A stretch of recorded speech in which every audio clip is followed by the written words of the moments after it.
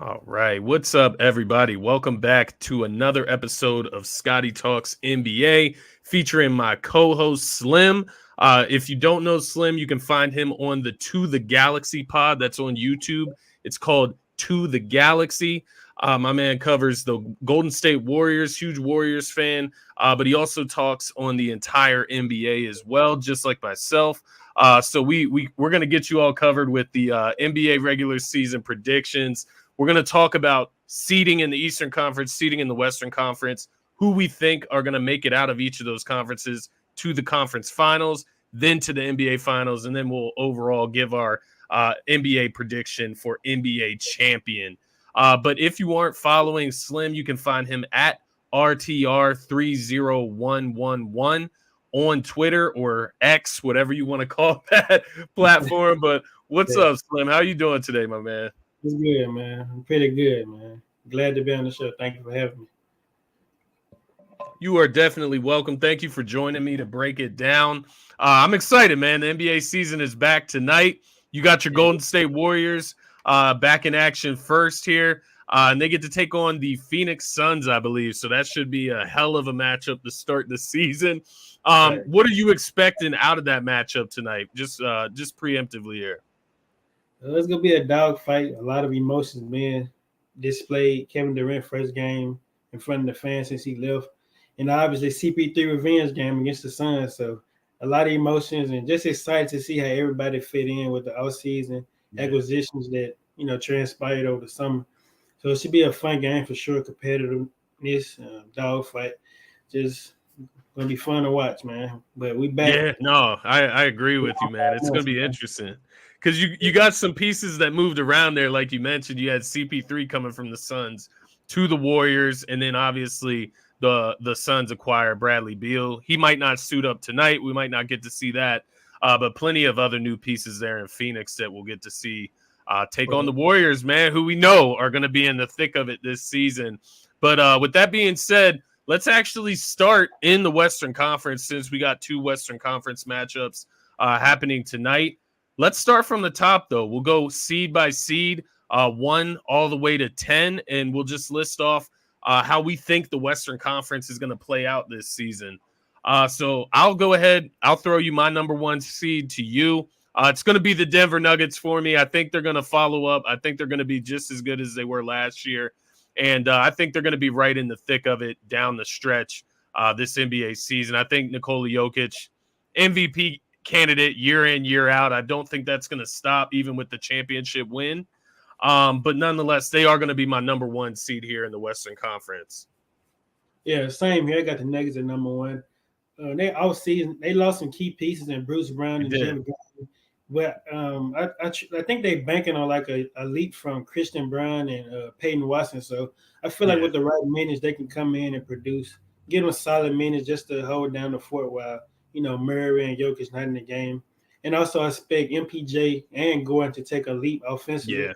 I feel like they would get the both of them more involved and run more plays for them and things like that. And I like the way they drafted. They got some pretty solid rookies. They can fit in with the way they play. They re-signed Reggie Jackson, DeAndre Jordan. So, I agree, man. Team as well. So. Yeah, I actually did like some of the guys they brought in. Julian Strawther, he had a nice preseason. Yeah, he had like 17 points. Shoot the laces off the ball. So he's going to fit right in. He's 6'6" guard. So he's going to fit right in with that Denver Nuggets team. And I do agree with you. I think Christian Brown, Aaron Gordon, Michael Porter Jr. definitely has some room to grow as a scorer. I believe he can get up to that 25-point per game mark, especially with Jokic and his playmaking. So I'm with you there. I love the Denver Nuggets still this year as a number 1 seed. I'll go ahead and throw you my number 2. You'll be very familiar with this team, but I'm going with the Golden State Warriors as my number 2 seed in the Western Conference, man. So I'll throw it to you. I'm interested to see who you have at number 2 and where the Warriors end up playing out for you. I got them at number 2 as well. So we're the same to start off here. Why do you have the Warriors at number 2 there? What do you like about them this season? Well, first and foremost, Jonathan Kuminga. I feel like this is his year. I feel like he's going to take that leap. He playing with more confidence. He's been coming out and saying he playing more freely. and getting after it on both ends. I love what I've been seeing from him. I feel like this is his year.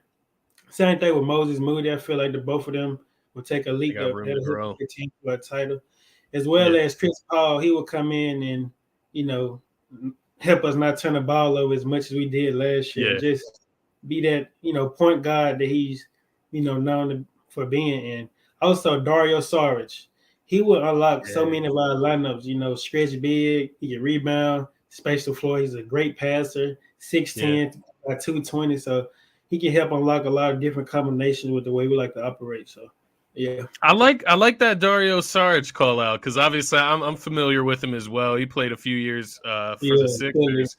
He's exactly what you described. That stretch big. He can pass the ball really well. He can shoot it. So I think he'll fit in very well with the Golden State Warriors, just in some of the different rotations they can throw out there. It's going to be interesting to see who gets playing time for that team because you guys got a lot of options. And who's going to start, right? Like, I think that's been a big conversation there as well, Golden State. So I'm with you. I thought, adding Chris Paul, that just brings more stability to a roster that already has a ton of vets. But you get Chris Paul, who's going to be extra hungry, ready to lead this team because he wants a ring, right? He wants to be part of that Warriors dynasty. And this is his best chance that he's ever going to get and that he's probably ever gotten. So I'm with you on the Warriors there. My number 3 team, this is where the hype comes in. This is going to be the Phoenix Suns. They made a ton of additions in and out across this roster this offseason, the most notably being Bradley Beal, of course. But behind him, they've been able to bring in a couple other guys like Eric Gordon. I still like Damian Lee as a role player there, Nasir Little, and Yusuf Nurkic out of the Portland trade. And then you bring in a shooter like Yuta Watanabe. So they added some nice pieces in there. I believe Grayson Allen got added to this roster as well in that trade, the Damian Lillard trade I'm speaking on. But yeah, I feel like at first, when they got Bradley Beal, they brought in Kevin Durant. They traded all those pieces out. It was kind of looking a little empty as far as depth for their team. But I feel like with a few trades, they've kind of filled out nicely, and they got a nice, solid team. It's all about guys staying healthy, though. KD, Beal, Devin Booker all have their share of injury history. So that's going to be the key for them staying in those top 4 seeds in the West. But I got the Suns here at number 3, man. Yeah, same here. Once again, I got them at 3. The big 3, like you said, KD, Beal, Book. I like that trio alongside the pieces that they have around them. Before that Aiden trade with the cards they was dealt in the offseason, I like what they was able to go out there and get. Like you mentioned, Watanabe.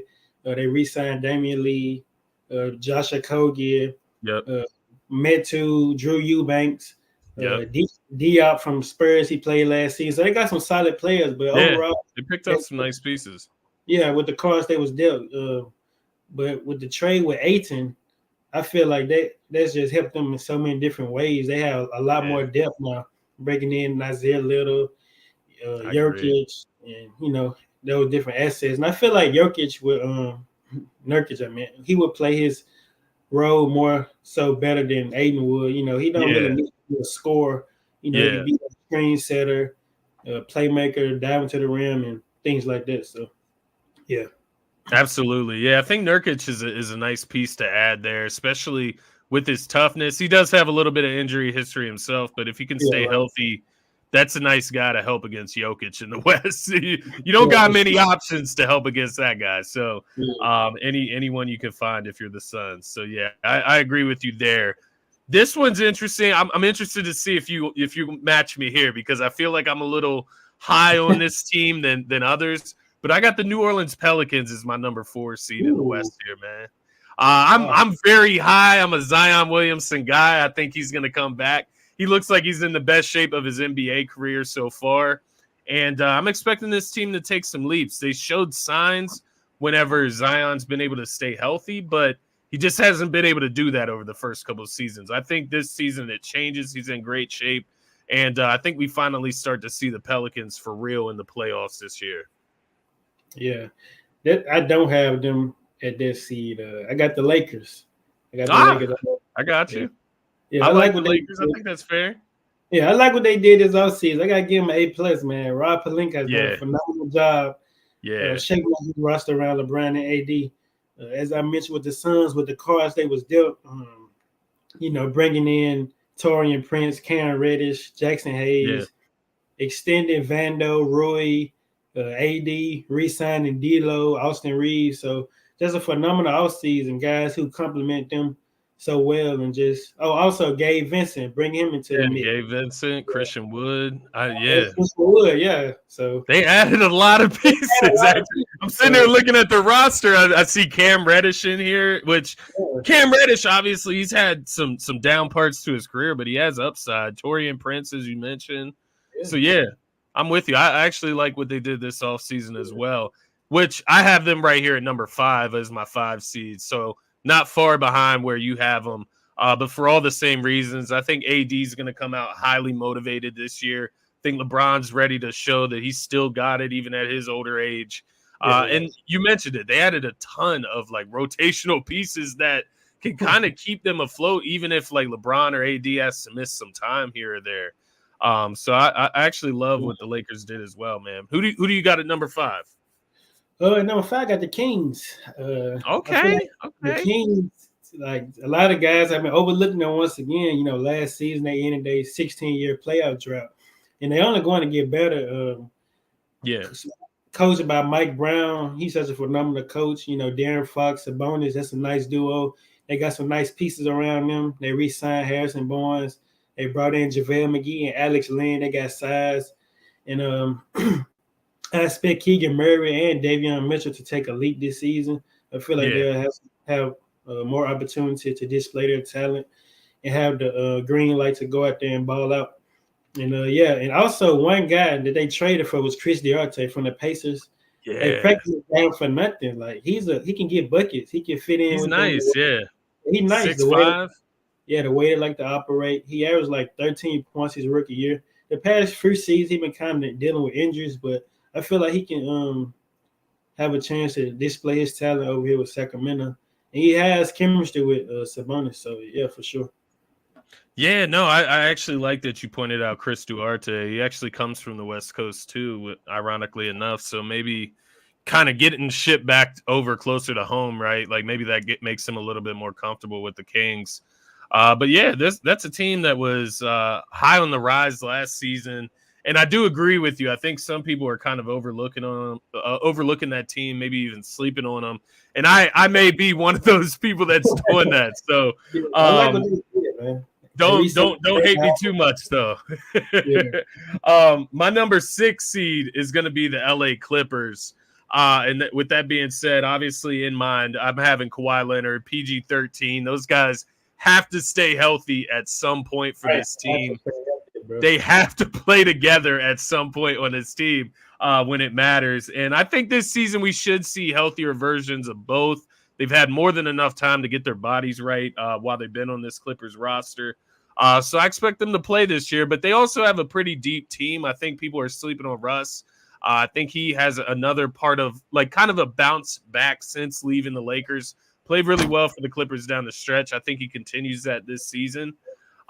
You got guys like Norman Powell, Terrence Mann, Nicholas Batum, Rocco, all the way down the line, Marcus Morris. So you got a bunch of different guys. Now, obviously, all the talk about them maybe trading for James Harden. I think if you want James Harden, you go out and you do what it takes to get him if you're the Clippers. But at the same time, you know how I feel as a Sixers fan. If I can get this man off my team, I'm going to do it. So if I'm a Clippers fan, I can't say that I would be like banging the table for James Harden because I think they got enough there to the point where if Paul George or Kawhi Leonard are not healthy, they're not winning even if they have James Harden, right? Like if it is going to come down to their health at the end of the day regardless. So that's why I don't think it's worth it to trade assets plus players for James Harden when you just don't even know what you're going to get in the playoffs, man. Yeah, you're absolutely right. With Harden, to me, he just don't move the needle when it matters the most. Like, and, exactly.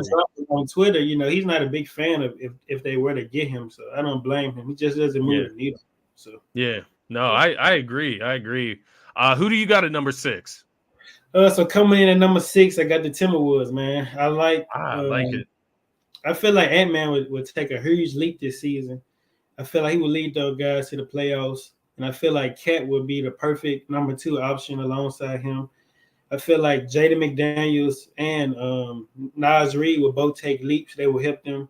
And Mike Conley is a great point guard. He would get other guys great shots and things like that. As far as off-season addition that they added, no guys too major. Just I think they added like Troy Brown and a rookie or so, but the same guys. They just extended Jaden McDaniels like yesterday or something like that.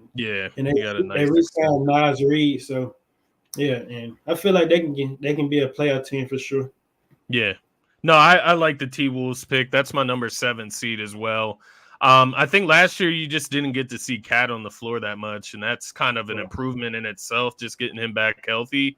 And he had a good offseason over in I believe it was Puerto Rico that he was playing for in the FIBA tournament. So he had good showings out there. I'm with you. I want to see how he looks with Rudy Gobert, but I think even if it's a bad fit, I still think they can win enough games to make the playoffs as like a 7 or an 8 seed. So I'm with you on the T-Wolves. I'll go ahead and just give you my 8 seed as well, and then you can just give me your 7 and 8.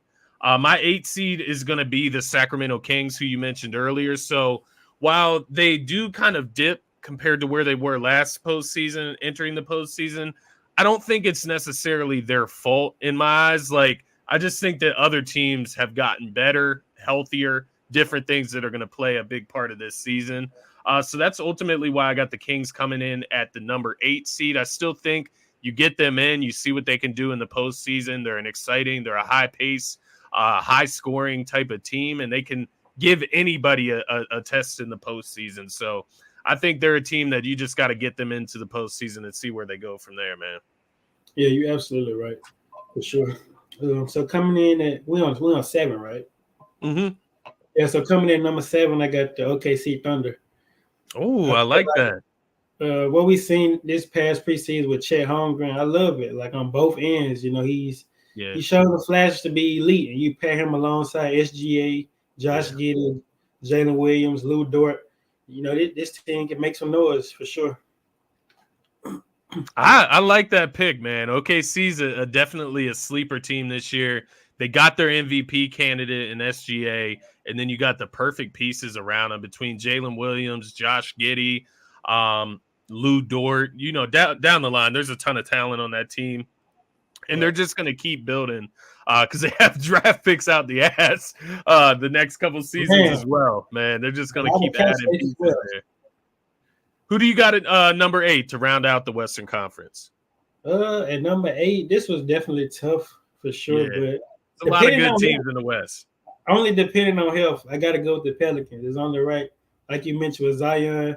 This probably looked like this would be his best year. He coming in shape.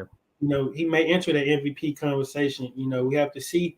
I like the pieces they got around him. A vet like CJ McCollum who can go out there and get a bucket. Yeah.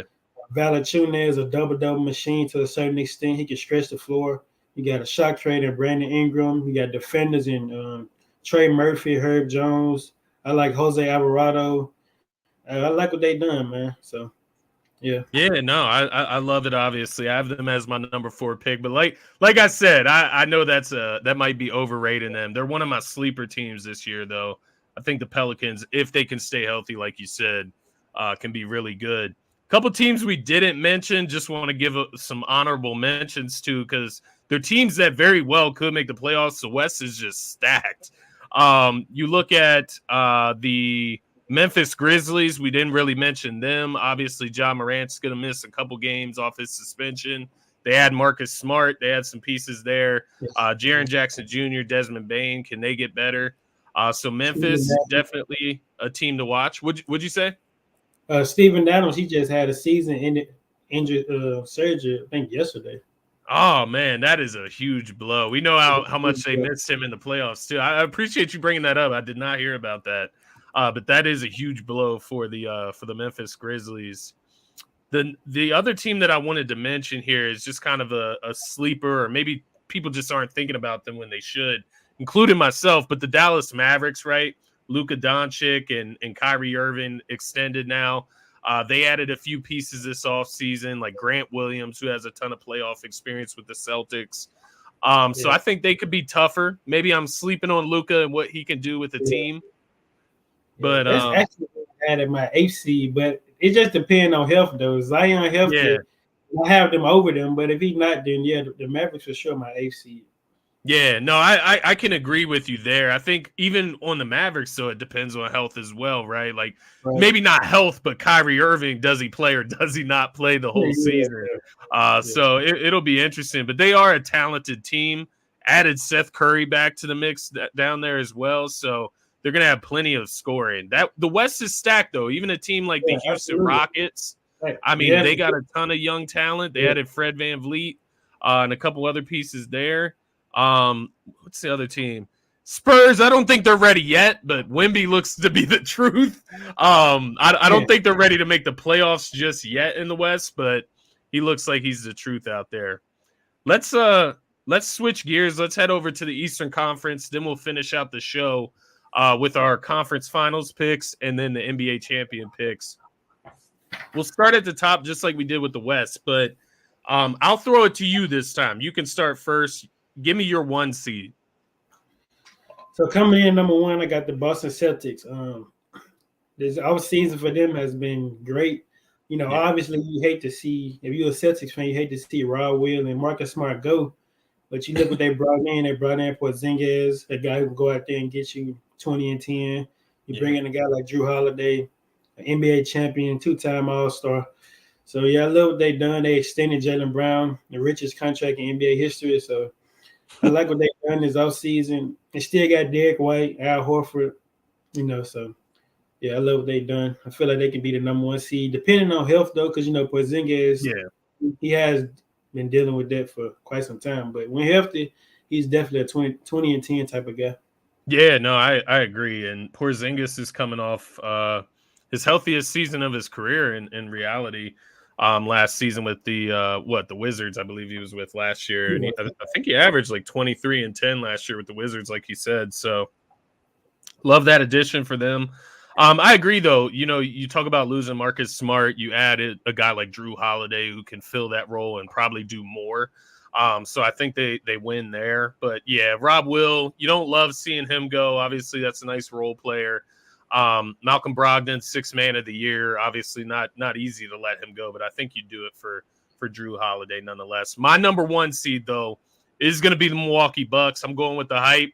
Going with the big trade for Damian Lillard. I think it's going to make a huge difference for Giannis. I think Giannis is one of those guys that's going to be clearly up at the top as far as the running for MVP this year, just off of having Damian Lillard in that space. I think he's going to be a much more efficient player. And their team, man, it sucks for me as a Sixers fan to even say this. Their team is just so well constructed. You look at it from the top to the bottom. You got Dame Lillard, Pat Connaughton, 6'5" guard that can defend, shoot the 3. You got Chris Middleton, obviously can score 20-plus points a game. You got Giannis, MVP candidate. You got Brook Lopez, who spaces the floor, can hit 3s, also a Defensive Player of the Year candidate. Bobby Portis off the bench, Malik Beasley. So they added even more pieces. Obviously lost Grayson Allen, one of their nice bench pieces from last year in the trade for Dame, but you get Damian Lillard. I think you're going to be okay without Grayson Allen. So I went with the Bucks at number 1. I went with the Celtics at number 2. Who did you have at number 2? At number 2, I got the Bucks. I mean, it's only right. In my opinion, this is the best duo in the league right now. We haven't even really seen them play. They're just going to complement each other so well, with the pick and roll action. It's just going to be tough to cover. And as you mentioned, I love the lineup of Dame Dollar, Pat Connaughton, Chris Middleton, Giannis, Brook Lopez. And they got some nice pieces. They got Cam Payne, Malik Beasley, Jay Crowder, Bobby Portis. They got some nice pieces, and they expected Marjon Beauchamp, their rookie they drafted last year, to take a leap. So I like what they have so far. So no, I like it. Obviously, you could go either or with the Bucks or the Celtics, 1 and 2, but I think They're like the clear-cut 1 and 2, though. I think Yeah, they're for the sure. clear-cut top 2 teams in the East. Who do you have at the 3? And then let's go by twos here. Who do you have at the 3 and then at the 4? So at the 3, I have the Sixers. Despite this Okay. Harden drama, they're still a pretty good team. They added some solid pieces. They added Yeah. Pat Bev, Mo Bamba. They re-signed Danny Green. They brought him back. And we haven't had a chance to really talk about this, but Kelly Oubre, that's a guy. When you was on my episode, we was talking about the wing depth, and y'all got a guy like him for cheap. That's a steal to a certain extent. He had a career season, even though it really didn't mean nothing because it was on a trash team with the Hornets. Yeah. He's still a guy who can, provide scoring. He can rebound because, he played for us. He can be a solid point of attack defender. He can shoot the ball. So he could be a nice fit, guy who can give like 15 plus points a game. So, yeah, and I'm expecting Maxey to take that leap for sure. I feel like with James Harden not playing that, he can average somewhere along the lines of 24 points a game. And up. So, yeah, the Sixers are my 3rd seed. And in my 4th seed, I got the Miami Heat. Despite them not getting Dame, they still got their culture. They added some pretty solid players, Josh Richardson, Thomas Bryant, and they drafted Jamie Hawkins. He could be a solid rotational piece. Yeah, I like him. Tyler Hero will be healthy. I feel like he would take another leap as far as scoring. And, they may make a trade down the line. Who knows? Kyle Lowry and Duncan Robinson to get better pieces. But I still got them in my 4th seed. I wouldn't count them out. Yeah, no, you can never count out the Heat. And I do agree. I think, Tyler Hero specifically is a guy that was kind of slandered this offseason. So I think he's going to take that personally and make sure that he improved to come into this season, prove his worth in the league. Number 3, I agree with you. Sixers, that's exactly where I have them as well. You mentioned some of the additions. You talk about Mo Bamba, right? We'll see what he can do as like a 2nd or 3rd string type of center. The guys that I'm really excited about are Patrick Beverley and Kelly Oubre, who you mentioned. I think Kelly Oubre adds like a dimension that they just haven't had, a lengthy guy that can score, that is not afraid to let it fly from the 3-point line. They need more spacers, floor spacers, and that's what he is. And he seems like he's motivated, man, coming in at that low paycheck point, right? Takes a vet minimum, basically. And I think he's going to be hungry to, like, prove his worth on a team that's competing for something real. You mentioned it. He's a 20-plus point scorer on the Charlotte Hornets. Doesn't carry much weight, obviously, in free agency. So he has to come to the Sixers. Maybe it's not 20 points. Maybe it's just 12 to 15 points a game. And that's going to make him look a lot better when he's contributing to a winning team. So I like those pieces. You added Danny Green back to the mix. I think he can give us something. Guy like Jaden Springer could have a jump this year. He's a young guy. But, yeah, I'm excited mainly because of Tyrese Maxey, who you mentioned, man. I think he's going to be a candidate for most improved player. And I think he's going to take a nice jump, 24, 25 points per game, like you said there. My number 4 is actually going to be the Cleveland Cavaliers. I know people have kind of gone downhill a little bit on the Donovan Mitchell and Darius Garland duo. I'm not a true believer that you can have 2 undersized guards and win in the playoffs. But with that being said, it's still a hell of a talented team. It's a hell of a talented duo that's going to put up points.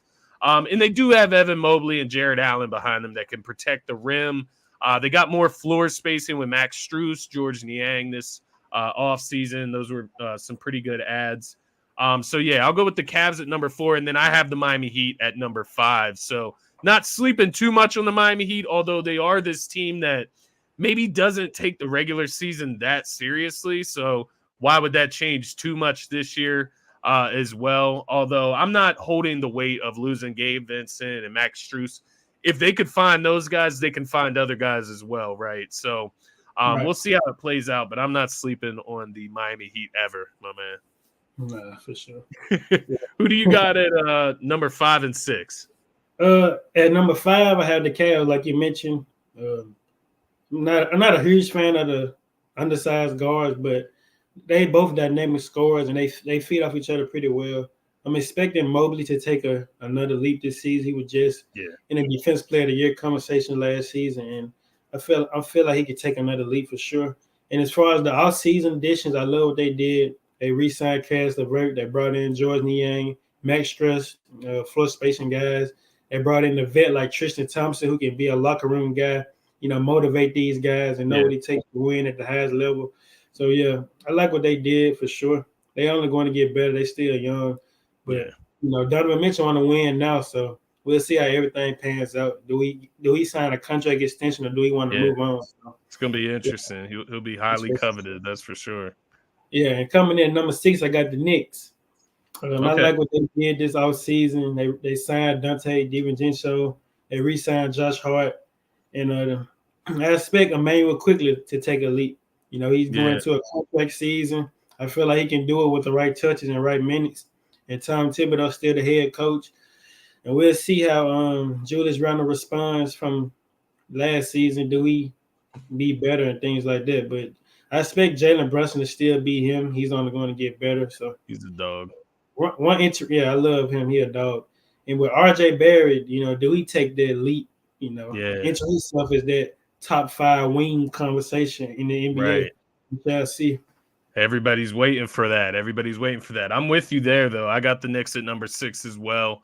I thought they played pretty well in the postseason. Obviously, went all the way up against the Heat. Ended up getting, beat by them in the second round, I believe. After beating the Cavs, who once again I'm rating the Cavs over the Knicks. They took the Cavs to the shed last year in the postseason, and that dog and Jalen Brunson controlled that series. So I'm interested to see if they can kind of grow. I do wonder if the Knicks were kind of capped out at what they did last postseason, where, I love Jalen Brunson. I love Josh Hart, Dante DiVincenzo, the nice Villanova connection. But in reality, RJ Barrett, you talked about it. He's a top 5, top 3 pick in the NBA draft. He's supposed to be entering into that echelon of, elite wings in the NBA, and I just don't know if he's there yet. So I just don't know if maybe they just hit their ceiling last postseason and they're just a second round team, right? But still, nonetheless, I do have them at the number 6 seed. After them, I have the Atlanta Hawks. So Quinn Snyder, the new head coach there down in Atlanta, with Trae Young and DeJounte Murray. They trade John Collins out, get that contract off the books. But I look for them to take a step under the new head coach, Quinn Snyder. I think he's a really good head coach, and I think he can figure it out with DeJounte and Trae Young and get them on the right track. I'll go ahead and give you my 8 seed, and then you can just round us out here on the Eastern Conference. But my 8 seed is going to be a surprise. It's one of my sleeper teams, and it's going to be the Orlando Magic, man. I'm having them make that jump into the Eastern Conference playoffs. I was between them, the Pacers. You got the Nets down there, the Toronto Raptors. It was so hard. Yeah, it's tough once you get down to the 7 and 8. But I went with the Magic to take that jump. I like Franz Wagner. I love Paolo Banchero, obviously. I think he's ready to take his jump. And I think this team starts to come about and become something. Just get into the playoffs, get that experience, I think is the first step for them. And I have them taking it this year, man. Yeah, for sure. And number 7, I got the Hawks, same as you. I like what they done with adding Quinn Snyder as their head coach. I feel like Okongwu would take another leap as well. They just extended his contract for another 4 years. So I like him coming off the bench. He led centers coming off the bench in blocks, averaging 1.4 a game. So I feel like he'll take another leap.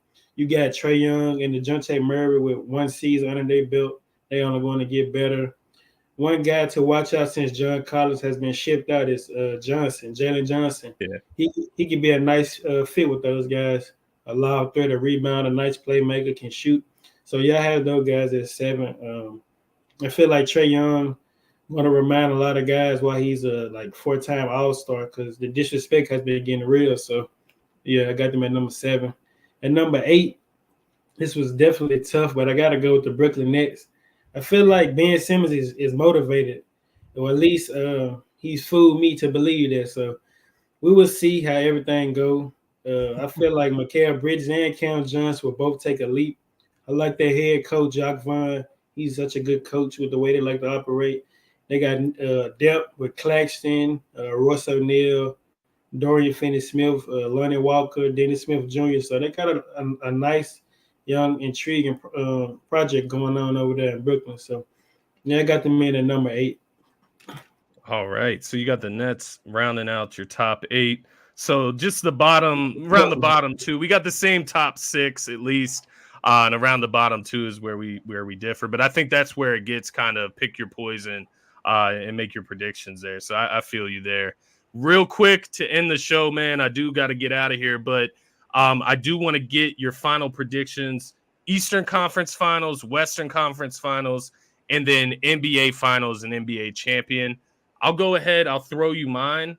I'm going to go with the Bucks and the Sixers. I think the Sixers are going to take that step surprisingly this season under Nick Nurse. I think they added the right pieces there. They'll take on the Bucks in the Eastern Conference Finals. And then I have the Bucks beating the Sixers to go to the NBA Finals. Over in the Western Conference, I ultimately went with the Golden State Warriors versus the Denver Nuggets in the Western Conference Finals. Have the Nuggets knocking out the Golden State Warriors in the Western Conference Finals to take on the Bucks in the NBA Finals. Ultimately, I have the Milwaukee Bucks winning the NBA championship this year. Yeah. Nice. That's nice. So with me going to the Eastern Conference, I got the Celtics versus the Bucks. But I will say this, it was tough, but it really depends on how the Sixers play, how this Harden situation plays out. If it plays out for them to get a reliable piece, then I have them. But for now, I got the Bucks versus the Celtics, and ultimately I have the Celtics beating the Bucks, moving on to the finals. And with the Western Conference, I have the Warriors versus the Nuggets. I'm gonna be a little biased here. You know, I got the Warriors winning, going to the finals. I respect it. Yeah. And overall, it's tough to admit, but I think the Celtics will get the best of us this go around. They got better pieces that fit Tatum and Brown, and the new coach, he has more experience on his belt and things like that. So, no, I love it. I love it. You're giving yourself props, but kind of like myself, giving the Sixers the benefit of the doubt to make the Eastern Conference Finals. You got the Warriors making the NBA Finals, and I think that's more than possible. I think with that being said, you picked the Celtics to win the championship. It kind of feels like they're due, right? Like Jason Tatum, they made the right additions.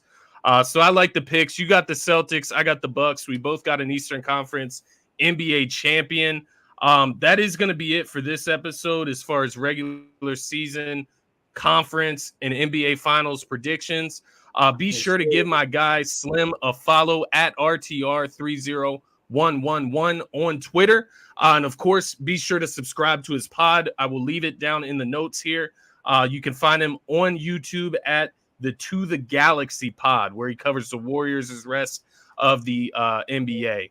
Tomorrow, we will be back with our individual player awards. We'll get those predictions out, and we'll pick a in-season tournament winner as well. So we'll add that to the plate as well as top 10 power rankings. But with that being said, this is it for this episode of Scotty Talks NBA. Thank you again, Slim, for joining me, and thank you to everyone that takes the time to watch this video. Be sure to like and subscribe. Peace.